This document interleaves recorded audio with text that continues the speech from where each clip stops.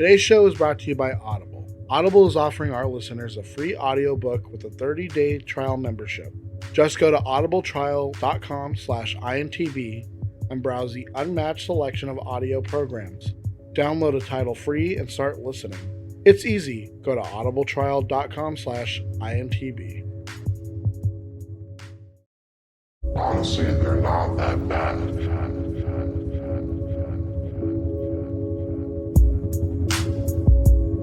Welcome to a new episode of It's Not That Bad Podcast. I am Fern here with Dom. Hey. I want to talk about, obviously, have you watched Avatar again since it's now been on the Netflix? If you mean Avatar The Last Airbender, yes, get it correct. Anyways, I haven't watched it yet. I put it in my queue because I'm going to watch it. Because for some reason, I went over to hang out with my family, and we're like I told you, like we're watching the MCU movies. We're watching them all in order, right? So like it'll be like we watch one, but then it gets too late. So then we're kind of like, well, we still want to watch something, but we don't want to start a whole movie and then everyone falls asleep because it's already like 9. It's already like 9 o'clock, and everybody falls asleep at that time. So why did you just call it night? Because we still want to watch something, but then Gabby will be like, she wants. Then she's like, oh, let's start watching Avatar, and I'm like, no, like let's watch some. I don't know, just literally anything else. I don't want to sit here and start watching Avatar right now. Like I want to watch that when I have time to just watch it. Speaking of your family, have you listened to not this last episode, but the episode before of last podcast where they talk about those? I forgot what they call them. It's like the opposite of a doppelganger. Yes. Have you told your mom about it? Like, because that sounds exactly like, kind of like your family and stuff. Like which with one is seeing that those. one? It's like they see the person before. Oh, that's right. Yeah, you're right. But they're not there. But they just like. And then it's like 15 minutes later they see them. Yeah. Like doing the exact same thing that they were just doing. Yeah. No, but I think my mom doesn't like last podcast. No, I know, but I'm saying like you should bring up because they have a name. Because can't remember the name. I forgot what they called them. When I first heard it, I was like, that's like Dom's family. That's exactly like Dom's family. Everything Dom's family's ever told me is exactly like this. And then this last one had the guy tell a story about his family. Yeah. And he was saying about how like they don't really believe in like ghosts, but they believe in that and everything. And I was like, and his story was like, yeah, that's exactly like Dom's family. And it's crazy because like, you know, like when you're talking to someone and you guys start sharing crazy stories, you're like, oh yeah, well, my friend's like his like mom's side of the family is like all fucking crazy. Yeah. And I'll tell them about stuff like that, and it's like they never heard about it. And it's like, really? Yeah, like they'll be like, oh, like a ghost. And I was like, I don't know. But it's so weird because for us, like that's a normal occurrence that happens. Yeah, that's what I'm saying. Like when he said that, I was like, wow, they're really not alone. Because the guy, when he said like, oh, well, like everyone in the family believes it, even if they don't like really see it. Yeah. Because so many of them have already seen it that they, it's a regular occurrence. Yeah, that's crazy. We haven't had anything recently though. I haven't heard anything. The last thing I remember anything really crazy happening with your family is when everyone in your house started seeing like the devil dog. Oh, that was a long time ago.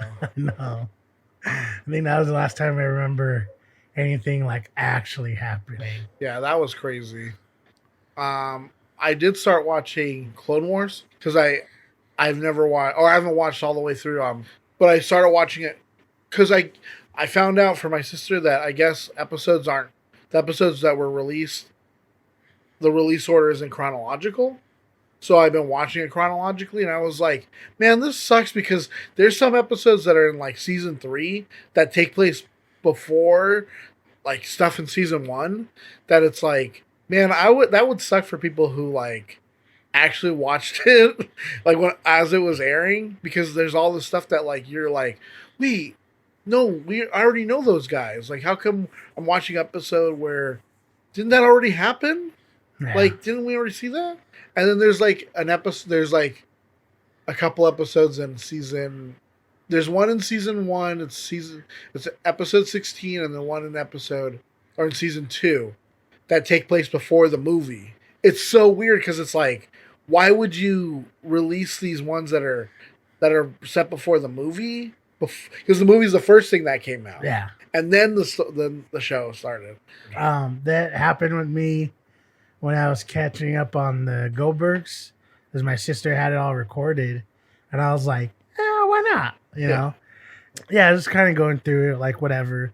And then the second to last, I don't know if the season's over yet or anything, but the second to last episode that they've aired so far, it ends a certain way, and it's like, oh, okay. And then I was like, oh, wait, there's another one? So I play it, and that's obviously meant to be before the one before it. Because the last one I aired was like a prom one. Uh-huh. And he's like having all these questions and concerns about this redheaded girl he's trying to get with or be with or whatever. Yeah. But the episode before it was, at the end of it, it said like, oh, now we're together, like we're doing this, whatever, you know what I mean? Mm. So the prom one was supposed to air, I think, before that one. And it's so awkward because you watch the one episode and it's like, oh, do this, whatever. And then it's like, oh, happy ending. Oh, now she comes over for dinner. Oh, now, we're growing up, but it's okay because we're still a happy family. And then the next episode's like, I don't even know where we stand. And it's like, but the last... You had to watch it as like, oh, everything's, the ending is, oh, it's all nice in a bow. And then it's like total destruction and like, oh, this is very like before the climax type of thing. Yeah, because it was literally like, I mean, we've like gone to lunch together and hung out a little bit, but like, I can't ask her out to prom. And it's like, but the last episode, you guys were a couple. What? And it's like, God damn it. Oh, it's because you guys went to prom. That's why you ended up as a couple. TV shows should just shoot things like the Star Wars, like Star Wars does, where they just shoot the middle first, and then they go back and shoot the beginning, so it has a bunch of plot holes and inconsistencies. Because then everyone would love it. Yeah, that's that. Oh my god, you don't know how many articles I'm seeing now.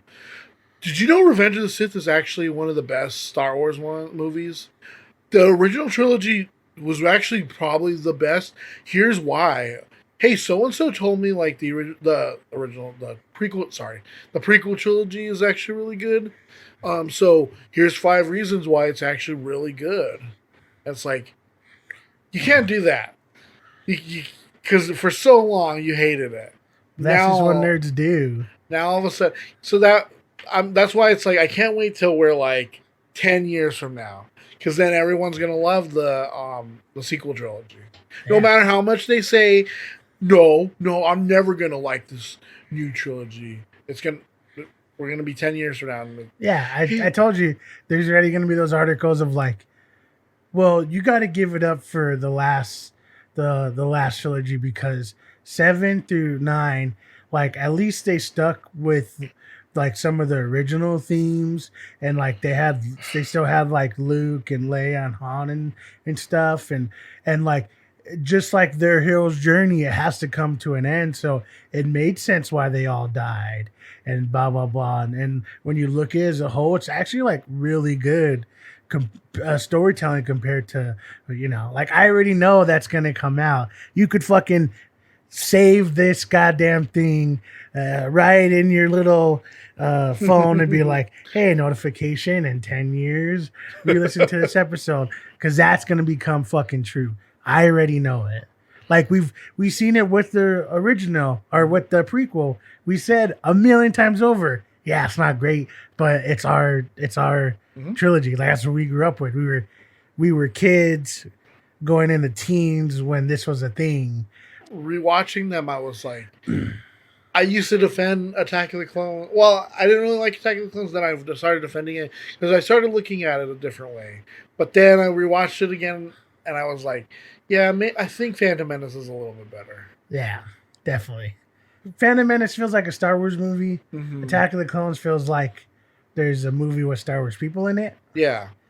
But then it picks up again at the last one. Yeah. But that's fine because Attack of the Clones really feels like Clone Wars, where it's like, I mean, I'm not saying they're on the same level because Clone Wars is actually has better quality. But I just mean like it's just an episodic thing, which is what Star Wars is. It's episodic. Yeah. That's why it fits. But like that's why I don't understand why these new ones, like, why do people still like, it doesn't fit, like, blah blah blah. No, this person wouldn't do this. This person. It's like you don't know any of this.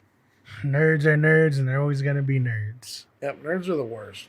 After re-listening to last podcast again, like, nerds are really what make the world like bad. I'm on Shinrikyo right now, and it's like, anime nerds are horrible. Yeah, I can see that. This is the fucking news. Okay, so the second season of The Mandalorian is already stuffed with new, awesome things to come. But recently, we heard about the potential return of Boba Fett and the casting choice of Timothy Olyphant. At a glance, it's not known who exactly Olyphant will play, but it's been speculated by some that he will play Cobb Vanth, a character you may not have heard of, but has very important connotations to the story of Boba Fett in the new Disney canon. Well, because remember when they were like, hey guys, so we got to kind of clean up the canon. So anything that's not the movies and Clone Wars is non-canon anymore. Sorry, guys. In Chuck Wendig's trilogy of novels, Star Wars Aftermath, Vanth makes a minor appearance in side chapters woven throughout the first novel as a lawman on Tatooine.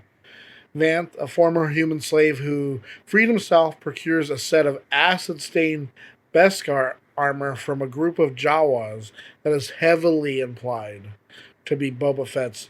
Vanth uses the armor to become the protector and mayor of a small settlement he names Freetown, using the masked visage of it to hide his identity and reclaim Freetown as a place for good and honored people on Tatooine, defending its citizens from the scum and villainy typically associated with the planet.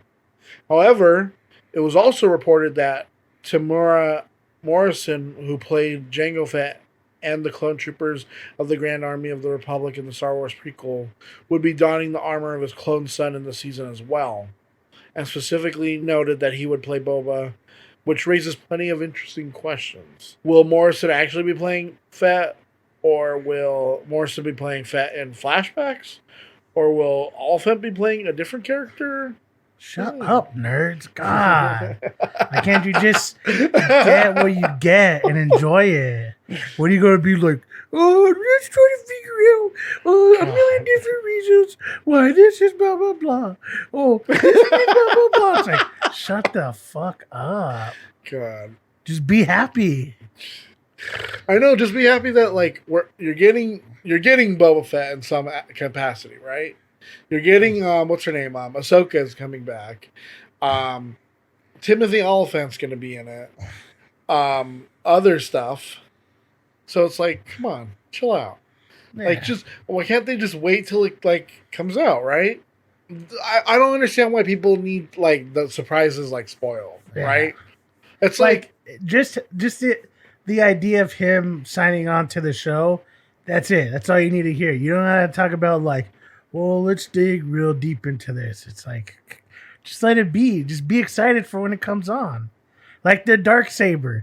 That did not know.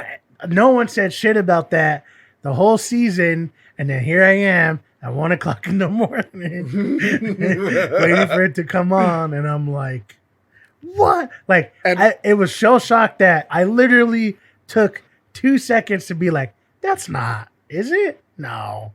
It is. It is. That's how it was. So imagine if you just let this all go, right? and then here comes season 2 in a couple months, or right, because end of the year, something end like of that. the year, I think, or October, I think, right? I don't know, but so imagine you're watching it, and then all of a sudden it's like, bam! You're like, wait, is that? Oh, I'm so confused. And then your answers get answered one way or another.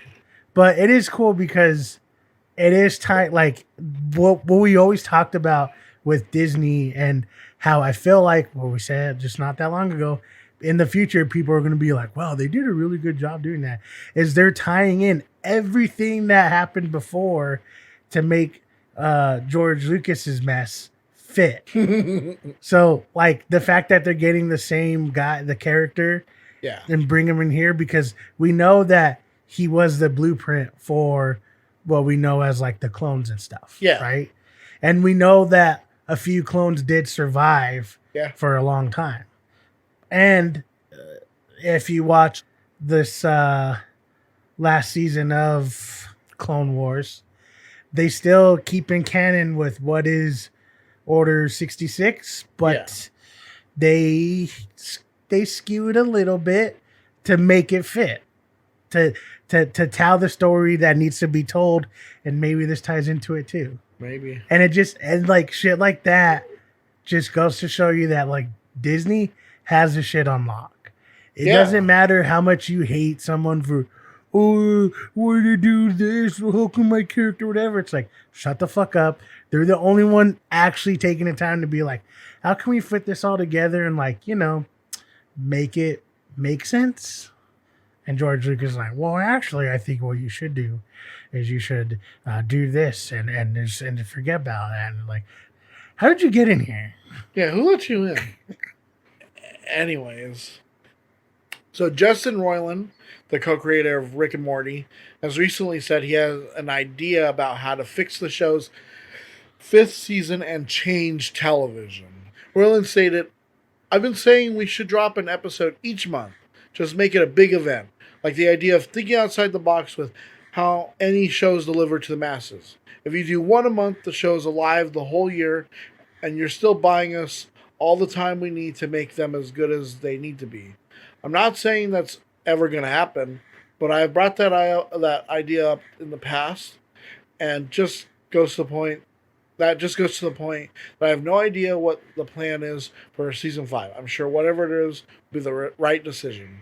Releasing one episode per month would make each Rick and Morty episode a big event, as Roiland says, but it would also keep fans from spinning their own narratives that the show can never live up to. Of course, it could backfire, giving viewers just enough time to come up with wild theories about each new episode that Rick and Morty can't actually compete with.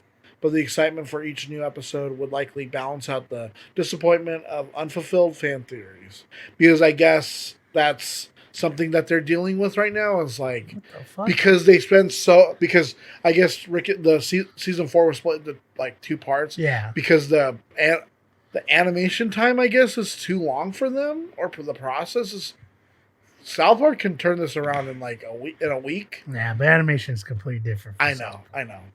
But anyways, I guess they're also having like a lot of people like, oh, let's come up with this theory, and then it's kind of like with Star Wars where they come up with the theory, and then Rick and Morty now, I guess, not Rick and Morty from long ago, but now it's like, well, that's not what I wanted in Rick and Morty, and it's like, what the fuck did you want from Rick and Morty? Yeah. Once again, shut the fuck up, you stupid nerd.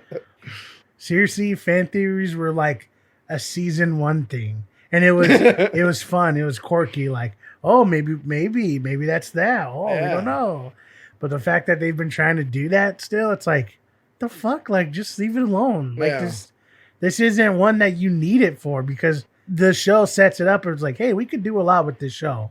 You know what I mean? Yeah. It's like a Futurama. Yeah. Futurama does so much random shit. It's like, yeah, I guess technically that happened.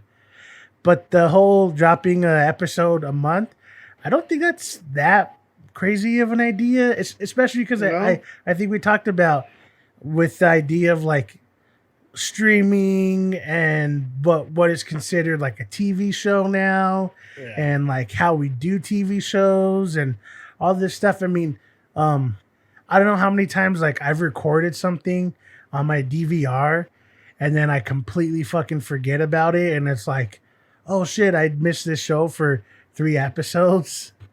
And it's like, I technically almost missed a whole month of this show. Then I catch up or whatever. Or sometimes like I'll record a show on here and then just stream it like later on and be like, oh, I totally fucking forgot.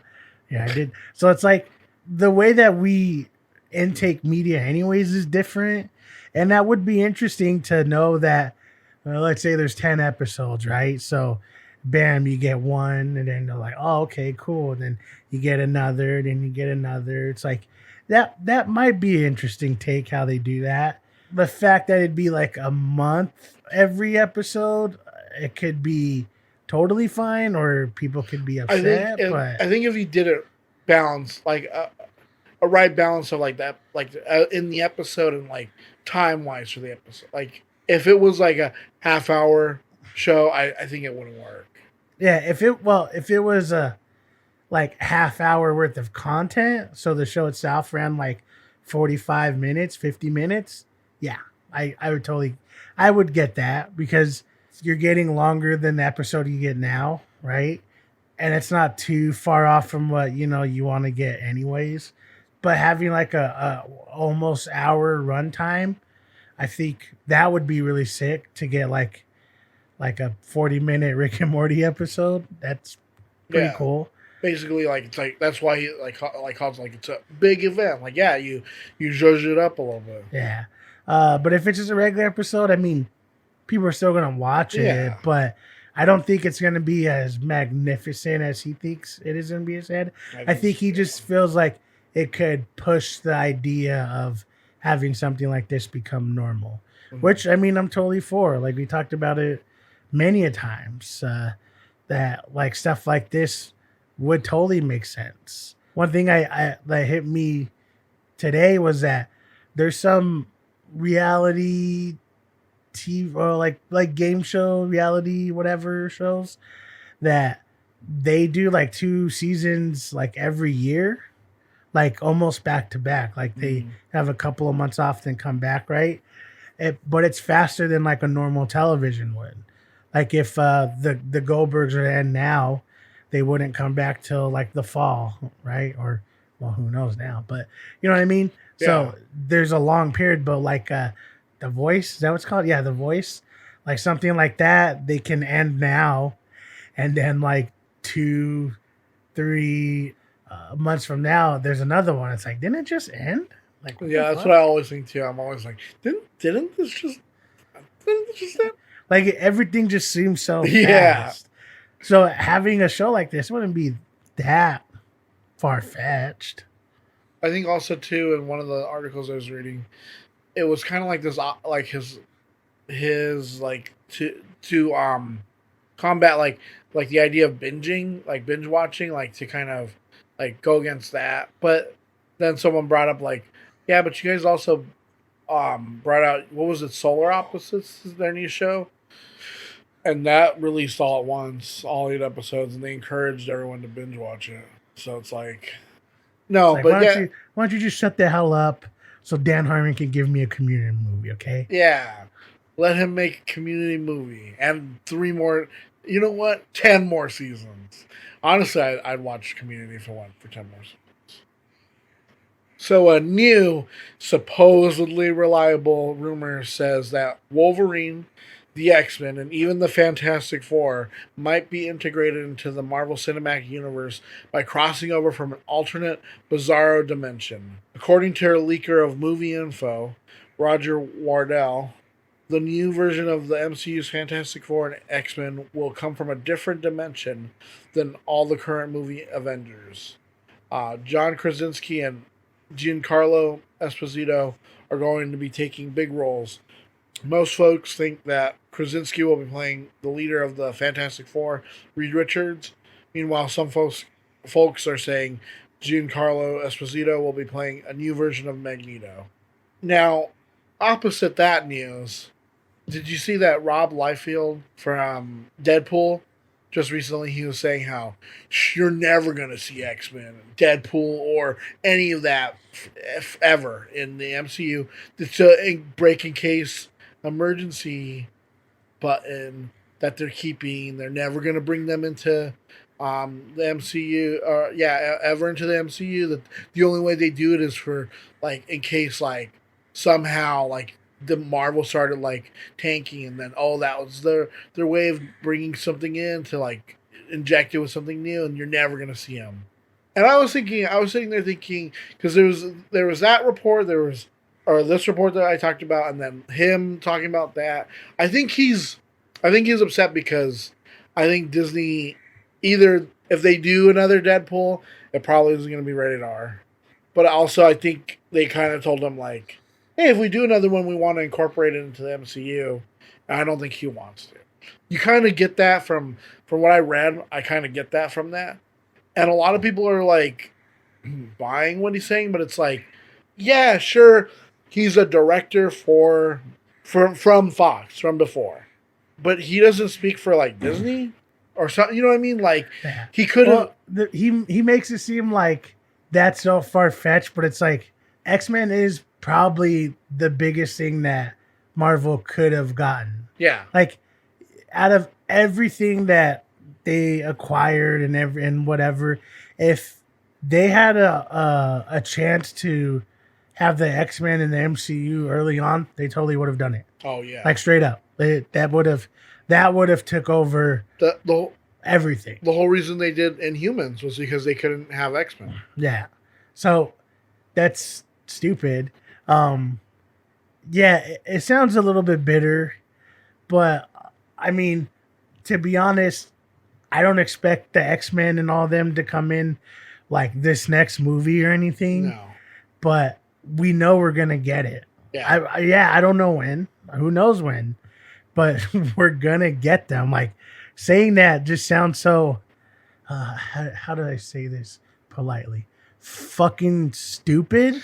Yeah, because you have to look back. Yeah, okay, maybe not all the X-Men movies did well. I mean, altogether, they're one of the biggest franchises, and that's separate from Marvel. Because that whole time they were separate from Marvel. Just imagine if they were part of Marvel, and they would have had good directors as opposed to ones who like to touch little boys constantly and has to fly out of town because he craves little boys that bad that he has to be fired from a movie set. And he actually doesn't care about that as opposed to little boys. Yeah, even thinking of it in the most logical sense, it's gonna happen. Yeah. Maybe Deadpool not. Who knows? Maybe that's what they told him. They're like, hey, we don't really need Deadpool in this MCU. At least maybe not, not right now or in the next like couple of years. So yeah, you could go ahead and put that on hold. And maybe that's why he got upset. But X-Men, no, for fucking sure, it's coming. Yeah, like, as soon as he said that, like it would be like a last resort having X-Men. I was like, what? That's like having like a Batman or a Superman and like not doing anything with them. Yeah, like DC. Yeah, I mean, even if it does, honestly, if it takes a couple years, that's fine because they're gonna plan it as like, well, let's get through this. So then when we do this phase, bam, it's the X-Men phase. Because I'm pretty sure they're doing what, like I said before, phase 4 is kind of like a breathing phase where they can do, like they can introduce more people, they can have sequels to films, but there's nothing like, there's no Thanos level threat, right? But then phase 5 is where you can see something like maybe phase 5 is where it's nothing but the X-Men, right? Or something, you know what I mean? I don't know. I still think you should watch out for the X-Men because they're gonna come in at some time. And Fantastic Four. I wouldn't even say watch out. I would say just don't listen to that guy. Yeah.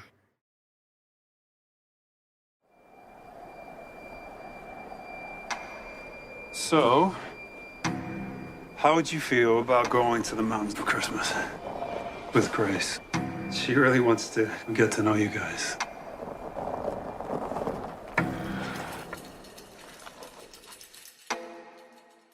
That's our mom's hat.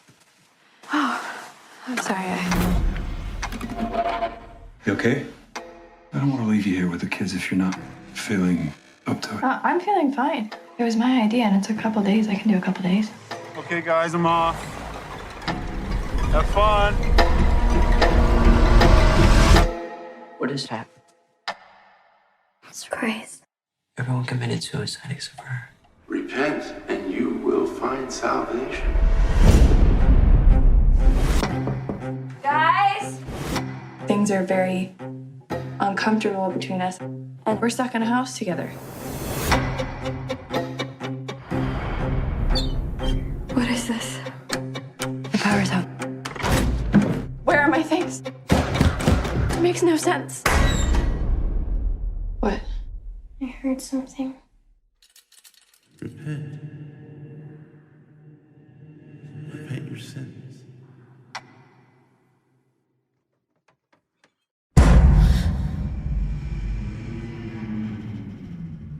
Hello?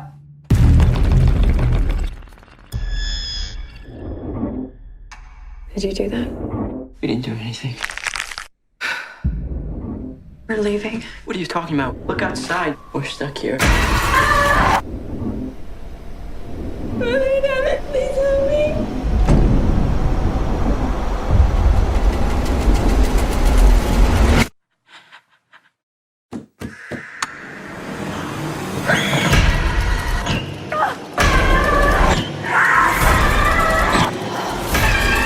It's okay. Trust me. You have nothing to be scared about.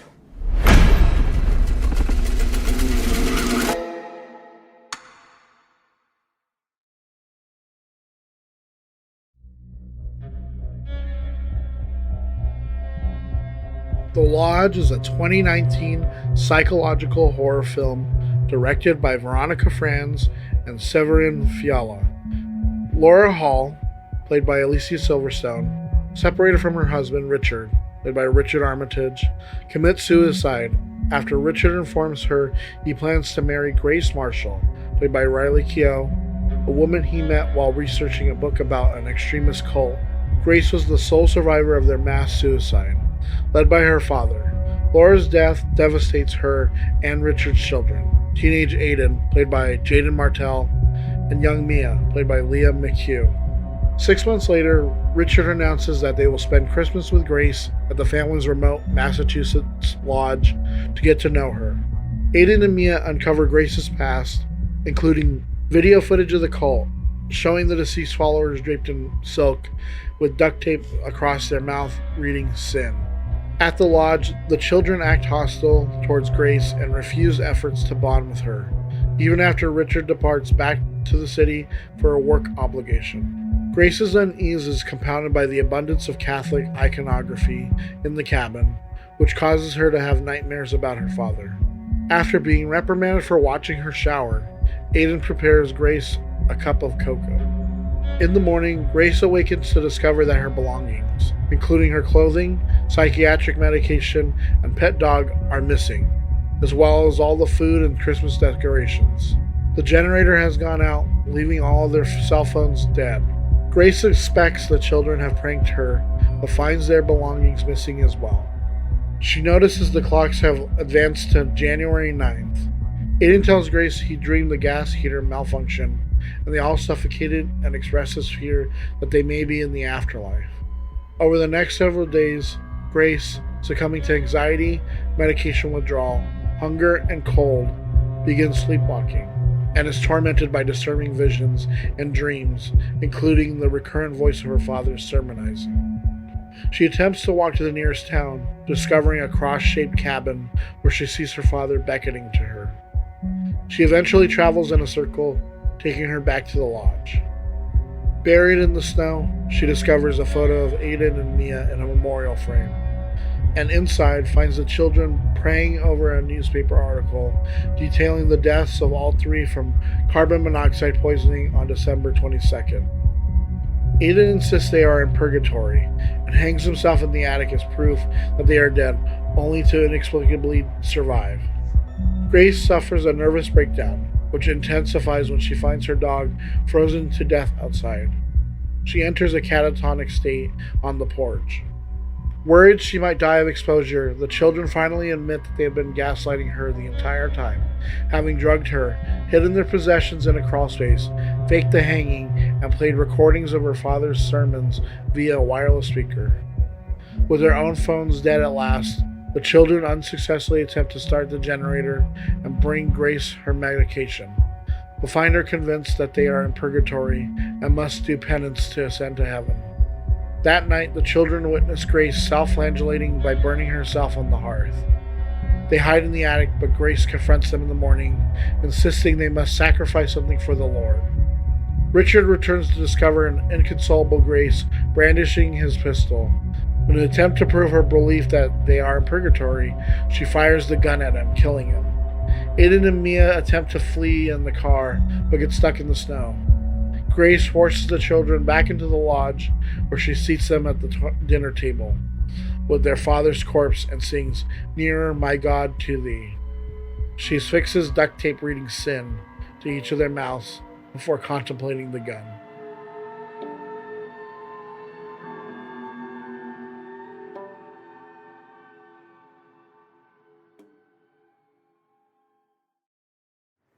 The Lodge. A movie about a new budding family finally getting to know each other. What did you think about it, Dom? So, I will say, man, this is a pretty good one. I love movies that are like this, that are like psychological, but like are also kind of like they're super creepy. Like this whole idea too of like of these kids like doing this to somebody. It's like, man, that's so like messed up. But like at the same time, it's like we were talking about it. But like, is it just us, or does it feel like the only people who do this are like white people who do this thing where they're like, hey, let's go to this remote lodge in the middle of nowhere, Massachusetts. But it's so good. Like I just love the atmosphere of it, because it's like, I mean, you see a normal, like you'll see any like movie that takes place in like a cabin or like in a like secluded area, but like this one is like, it's built on the idea that it's like, it's nothing like paranormal, but it's like, it's this idea that like no one's gonna help you when you have nothing. Like, right when like if everything were to go away, like you're just stuck there, and like it's like, damn, you're just gonna end up dying. And then what doesn't help is that you have a crazy person, and you take away this crazy person's medication, and then what happens? They become crazy. So it's like that makes it worse, because it's like I think these kids thought like, oh, we could pull this trick on her, like make her suffer, ha ha ha.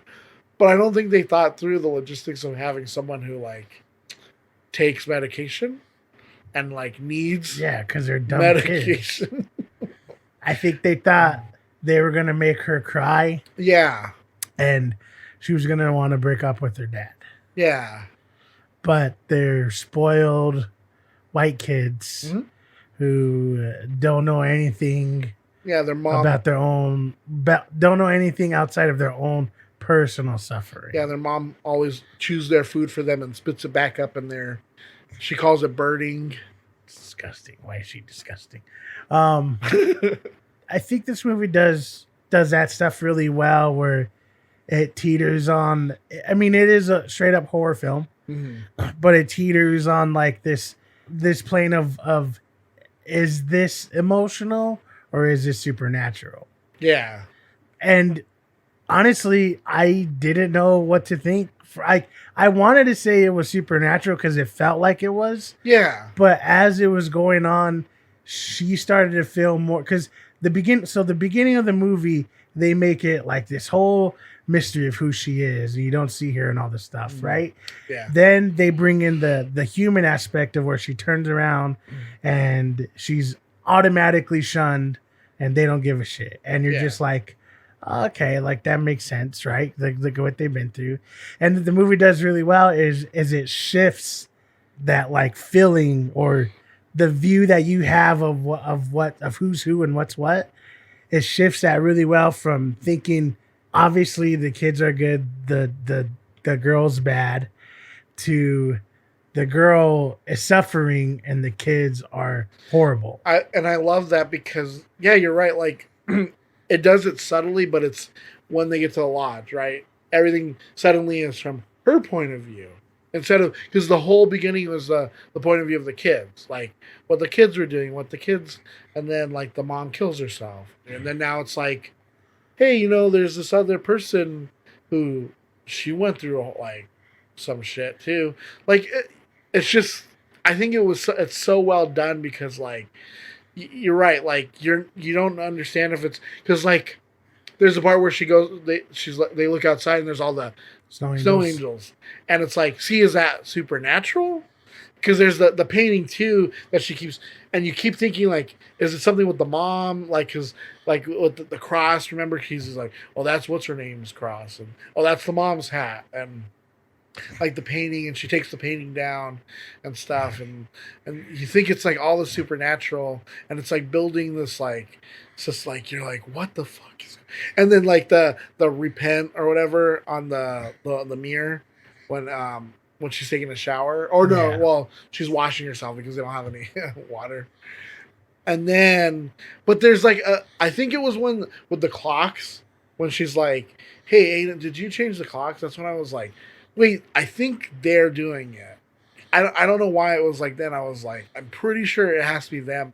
I don't know. And then like you said, like with the little girl, she had the phone. And she's like, oh, I was just pretending. And it's like, doesn't she mention later how she was talking to the dad and that's why the phone died? Nah, dumbass. Like, I'm not saying that this was like the perfect horror film. Oh, no. But there was a point in the movie where it's like, what if it's just a giant joke? And then soon after, it's like, oh, I think they are fucking with her. Yeah. And then it comes like full circle, and it is. But I think that's what the movie does really well, is that it makes you wonder what's really going on. Yeah. Even if you think that you know that this is, oh, the kids are fucking with her, or, oh, she's really seeing it in her head. It does this really cool thing where it gives a little and retrieves a little to where you still question, like, that's, yeah, right? You're like, that's that. Like, did they really go out there and make all those snow angels? Or was that just what she saw in her head? Yeah. Because she really is suffering. Like, that's the one thing is she's off her meds. Because the part where she goes walking to the town, she sees that house, right? And obviously that house isn't there, right? Like, that's just in her mind. So then, yeah, you're right. Like, certain things that she's seeing, right? That they're like, she's freaking out because of this and that. And they even mention it too. They're like, you're the one who's like who's sleepwalking and walking around in the middle of the night, like doing all this stuff. She even in the middle of the day, remember when she thinks she's asleep, or she thinks it's the middle of the night and she's walking around with a flashlight. Yeah. And like they have to like literally like wake her, and she has the gun.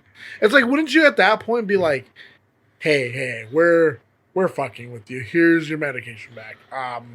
Stop scaring the shit out of us. Because they're spoiled white kids.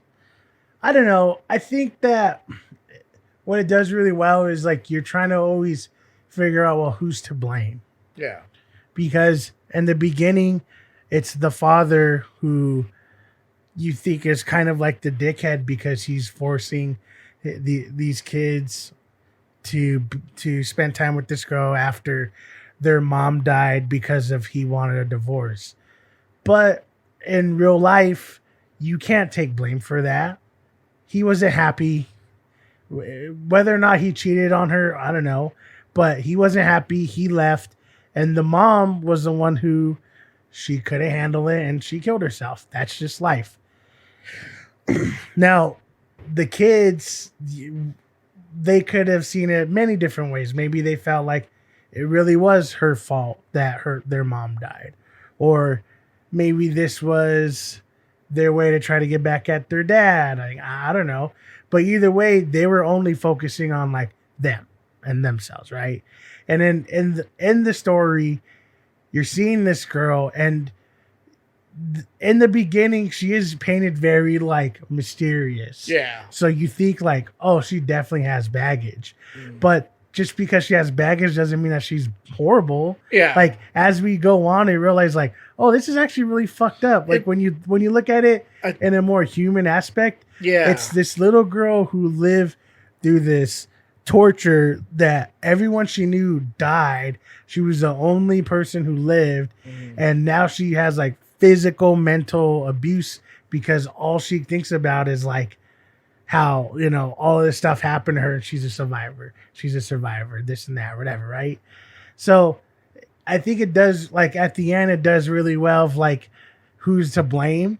Because like I've told you, at the end, I'm like, good, fuck those kids. Yeah, that's what because fuck that dad too. Well, yeah, because I think as little kids, you want to see the world as black and white, right?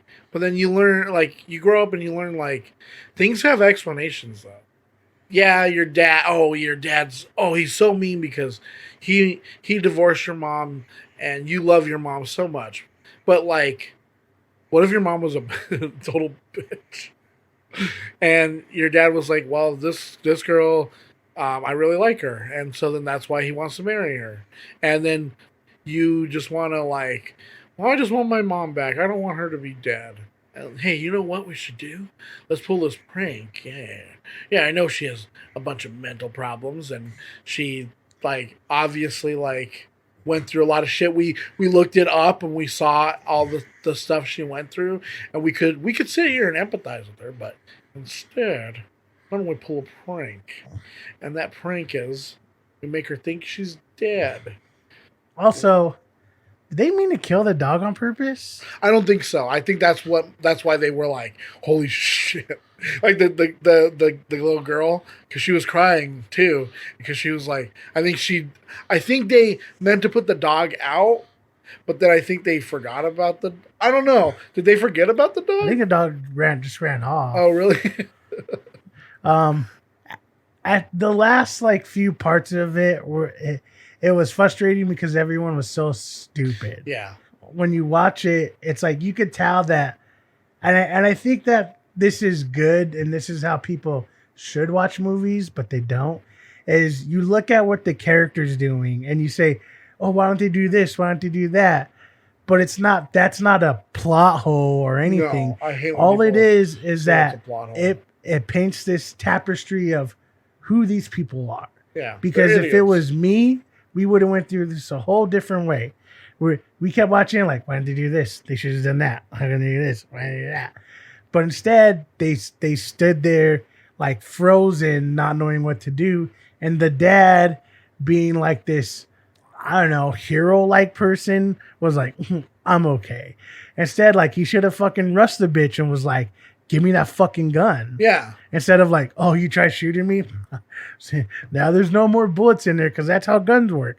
Once you shoot one bullet, there's no more. Yeah. If you pull the trigger, there's nothing. There ain't no more bullets. Yeah. And I know that for a fact. Yeah. So it's stuff like that it was like, oh, why don't you do that? But that's what it's supposed to do. It's supposed to show you like, this is how naive that guy is. Yeah. He literally is so naive and stupid to what's going on. Yeah. That instead of trying to physically tackle this girl and get this away from her because she's could actually harm people, he's like, see, I know what I'm doing. Come on, let's go. Yeah. And instead she's like, no, I'm gonna shoot you in your fucking head. And then those kids just like don't know how to, like, they don't know what to do, and they try to leave, and it's funny because they get stuck and they're like, well, if we just keep pushing on the pedal, then it'll work, right? Even at the end, the very end, all this stuff, it's like, I think it was funny how when she's singing the song, the little girl's singing it too, and it's like, you stupid idiot. Like, and if that was me, yeah, you flip the table, right? You flip you flip the table. You try your and sister fight. goes and gets the gun. Yeah. Right. But instead, they're just they're taking it. Like it just, but that's who they are. They don't know any. They literally don't know any better. They set this whole thing up because they thought in some weird fucked up way this was going to be funny because they don't know any better. Yeah. Everything. It's like it's not. She's not to blame. She is on a different level, right? I think the main level of who caused this and like who do you blame is, oh, it's this family that they're the ones to blame because they brought this person that one is a stranger to the kids, that's 2 on medication, that's 3 also like the dad like decides like, hey, I want to be with you guys, but I don't want to be with my kids for that long. I have other work stuff to do. You just boil it all down, and it's like, then you get to the last minutes of this film, and it's the scariest thing you ever seen. I'm convinced the scariest thing in a movie is a white person with a gun, because it's like that thing that happens in real life. Yeah, and that they don't stop. Yeah. When they have a gun, they just keep firing and firing until they're out, exactly. and then they don't go to jail. I don't know what the whole her going out trying to look for help and then seeing that person in the house thing. I don't know. Is that supposed to be her dad or? Yeah, I think that's just part of her mental breakdown. Yeah, or maybe there was someone out there. Who knows? Maybe somebody lives in a cross-shaped house out there. Exactly. I will say for a random movie that we just decided to watch, I really liked it. Yeah, it was a good horror film. Mm-hmm. Honestly, it was a good horror film. It wasn't trying to do anything crazy different. I think what it was doing, it pulled off really well. And yeah, I mean, what more could you want? It's a story about, really, it's about these 2 kids and this girl and a house. And they pull it off pretty well. So yeah. I think it was really good. I think so too. I really like the twist where it's like they make you think that they're dead, then they're not dead, and then it turns out she's just fucking crazy. For what it is a really solid movie. Definitely watch if you're into horror. Yeah. Watch it. And you know what? For a movie that has nothing to do with self-quarantine or self-isolation, it does that really well. Yeah, that's true. And you want to know what's weird is this is like the 3rd movie we've done with Jaden Martell in it. I mean, if the kid's killing it, he's killing it. He really is. You need to step up your game, Tremblay. Yeah. Son of a bitch.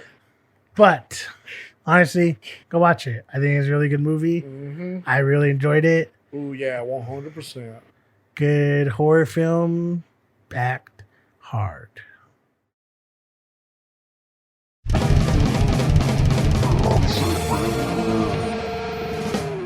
When you think of Disney movies, you think of wholesomeness, and you think of like a family film, and you think of like, oh, this has to be rated G, or at least hard PG, right? But I guess some people nowadays, having the hindsight of Disney Plus and being able to watch all of their favorite movies that they got to watch as kids and other people got to watch as kids, that there's Disney movies that they decided are inappropriate for kids nowadays. Did you know that Toy Story 3 is inappropriate for kids? And so is Bambi, because his mom gets killed, okay? And then there's like imagery of like a forest fire. You can't start wildfires anymore, okay? Yeah. I mean, we almost burned down Australia. Yeah. Also, have you seen The Little Mermaid? That's inappropriate for kids. Did you know that? Also, The Jungle Book. Did you know that because there's a girl at the end and that's the reason why Mowgli wants to go to the man village, that's the male gaze, and so it's causing him to want to go because he's so like horny for her. So that's why he leaves. Well, did you want him to end the movie by him fucking some monkey? Also, Snow White's pretty bad too, because there's 7 men and a little men in a house, and there's no women in there. Yeah, and so is Beauty and the Beast. Okay, I looked at the list. I didn't see that. Bestiality. Oh yeah. God. Well, this one makes sense. Peter Pan. Actually, that doesn't make sense to me. Why would Peter Pan be on there? Because he keeps kidnapping kids. I don't know. Like, I don't want to be those old people who are like, oh, back in my day, we watched whatever. Like, we watched all this stuff, and it had a bunch of violence. And look how we turned out, right? But at the same time, horrible. like, I do understand, like, maybe kids shouldn't see certain things, right? But at the same time, like this, it's like Disney movies. Like, what are you going to take away from this? I mean, yes, maybe you have to sit there and say, hey, Peter Pan is fucking racist. Yeah. But, like, it's still a pretty good movie to watch, like, for kids to watch. It's funny you brought this up. I think what it is that for the longest time, we just saw kids' movies and entertainment as lesser than. And so grown-ups really made it, and then they're just like, this is fine. So then they put their racist shit and their fucked up shit in there, and they're like, this is okay. Yeah. But the difference between then and now is like we actually make entertainment for kids. Yeah. It's still very childish but grown up. And I think for a while people were saying like, oh no, that's like they're hiding all these like grown up jokes in it. And it's like, yeah, that's true. But if you're looking at that's like for the small points of it, but for the bigger like aspect of it, as silly and weird as these cartoons are, they're entertaining for kids. And it's more realistic of, even though like, oh, this is like a talking fish or whatever, it's more realistic of like what's going on in society than they would have made with like the fucking Jetsons. Yeah. You know what I mean? Yeah. Like, here you go, women always spending my money. And I think that's where there's this weird like push and give, is that, yeah, it's not necessarily bad for kids to watch Pocahontas, right? It's like you watch it and just in the base form of entertainment, it's good. Yeah. But when you actually start to realize like, oh, this is actually a really fucked up story that they totally overlooked. It's like that's you, I guess, technically putting, your own feelings towards. Mm-hmm. But also, we're better than that now to where we can give kids like a similar story, but it's actually closer to real life, even if the story has to deal with like an alien from Mars and blah, blah, blah. You know what I mean? As silly as that sounds, like the themes that they play with and how they interact, or how the cartoons interact with the kids. Yeah. It's like, oh, that's actually more intelligent for our kids to actually watch now. Because they, before, like, oh, kids don't understand that. Kids don't understand that. And then we grew up and we're like, no, we totally understand that. Like, we totally know what was going on. And even if we didn't, as soon as we found out, we're like, oh, that was that. But now I think like with kids' movies and TV shows and everything, there's a lot more being said in these cartoons and a lot more out there where they're dealing with like real things and like actual emotions. I mean, how many times have you watched an actual kids cartoon and it's like, oh shit, that's pretty cool. Or like a fucking Adventure Time and it's like, damn, that's actually like really got to me. Yeah. You know what I mean? Yeah. I think there's those people though that they like to, they want kids to still, they want them to be super innocent forever. Where it's like, you can only learn about grown-up things when you hit 18. Until then, you're not to learn anything about this. But I feel like that's bad because look at like us. I literally could go, when I was a kid, I could walk into the Blockbuster. Well, actually, it was a Video Update for any of you who out there know what that is. And I could literally pick any movie I want. My mom didn't care as long as it wasn't a pornography. But like literally, I could go to the horror section, and that's what I used to do. Is I used to pick up a bunch of horror movies and watch that. And it's like, see, like, does that make me now like? Did that affect me in a horrible way? Yes. Maybe, but like, I don't know. At the same time, like, I knew what certain things were while, like, from these then. Like, I learned from these. Yeah, like I said, it's this weird thing where it's understandable looking at it now of like, oh yeah, that's fucked up or that's problematic or that's whatever. But I think you said it before where it's like you shouldn't have to censor it or anything. What you should do is just disclaimer it. I think that's what parents don't want to do, is they don't want to sit and have a conversation with their kids about these things. That's what new cartoons do. Yeah. Is they have these conversations or they show these problems or these things and these kids watch it and they learn. That's like the difference. Like one of my nephew's favorite shows has like two dads in it, and he never questions it. Like he never questioned it, and they don't make it weird. They don't make it like, oh, here's another joke about having two dads. It's just normal. Like it's normal, and that's something that I feel like if you would have had a cartoon from like the 80s or early 90s, that would have been never have done. Yeah, that would have been like super like, oh, we don't go to that house, and it's like, oh, it's funny because like they're nice people, but like, oh, they're gay. And so one of them is a caricature of Paul Lynde. And I think that's honestly that you're right. That's where I think this actually lies, where these parents don't really want to have these conversations or talk about these things with their kids. But they probably should. So it's easier for them to say like, "Oh, that's bad," because blah blah blah. I mean, I'm always willing to admit that this shit from back in the day was a little bit problematic, a little bit fucked up. Just kind of always whatever.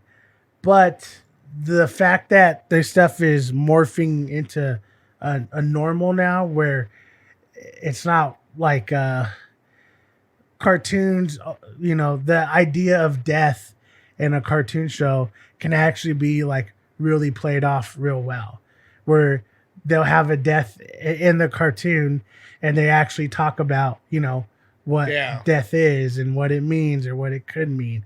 You know what I mean? Yeah. Before we just used to have like G.I. Joe's blasting someone and then it's like, G.I. Joe. And then they never talk about it. Yeah, bomb the whole city. Yeah. And even like with us, I think we got lucky too because we were in that like mid 90s cartoon era where we'd have really fucked up weird cartoons that we didn't know at the time were implanting these things in our head that when we see now it's like, oh yeah, I guess that was like that. like Cow and Chicken, how the devil was like super like flamboyant and not really, I guess, more gender fluid than anything. Yeah. And now that's a normal for us. And before, like when we were kids, we didn't know, we didn't care. It was just like the whole cartoon was good. And that's what I think is happening more so now than ever, where these things are being brought up and they're treating kids like actual people as opposed to being little things that parents control. So I think that's really the only honest outrage that people have is that, they're like, yeah, but like this is dealing with stuff I don't want to talk about. And it's like, okay, well, let your kid watch Adventure Time. They'll figure it out for you. Yeah, I don't know. It's funny when you see these things though, because things that like we consider like, yeah, that's kind of fucked up. All of a sudden, like now it's a big problem, right? We talked about with was it Splash? Yeah. I'm like, oh, I can't believe this. And it's like, yeah, you mean this movie that existed for like 25 years? Actually, no, what was that? 30 something years? Yeah. It's a good haha. But I don't think this shit's not serious. No. I think it'd be different if it's like, hey, did you know that this movie on there called Song of the South? Like, I think it's a little bit problematic.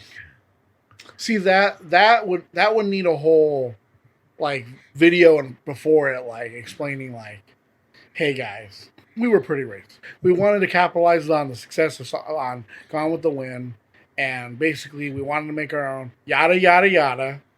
Song of the South. Now here's Enjoy. the one. Just yada yada. And honestly, maybe one day that shit would come true. You know, what if they're like, hey, now the movie you're about to watch, like, gotta remember, as fun as it is, back then we didn't know, you know, Native American culture, but we're better now. We don't call them Indians anymore. We call them American Indians now. God damn it. But yeah, that's whatever. We're gonna have conversations similar like this further down the line. Oh, yeah. I already know it. Oh yeah. But with that, we'll just say, honestly, thank you for listening. Oh, thank you. We always Oh. appreciate it. If you want to go ahead and follow us on any of your streaming services, please do so. You can check out our YouTube page. Link will be in the show description. You can email us at INTB Podcast, or you can head over to our socials. That's INTB_podcast for Twitter and Instagram. And yeah, I mean, let us know. Do you have a problem with like old cartoons and movies for kids, realizing like, hey, maybe this isn't actually for kids? Or did you see The Lodge? Yeah. Did you like it? Did you get to the end and you hated it because you're like, Maybe those kids were sheltered from the movies too much, and oh, maybe that's how they turned out. yeah. Who knows? Yeah, maybe you're never like know. you were so mad at that girl because all they were doing was pulling a prank on her. God. Or if you just want to talk to us about, you know, how your quarantine's going or lack thereof, because Yeah. like I said, some states have been opening up, and maybe you want to vent your frustrations, because I know I do. But we can have that conversation in private, because until then, guys, as always, remember, It's not that bad. it's not that bad.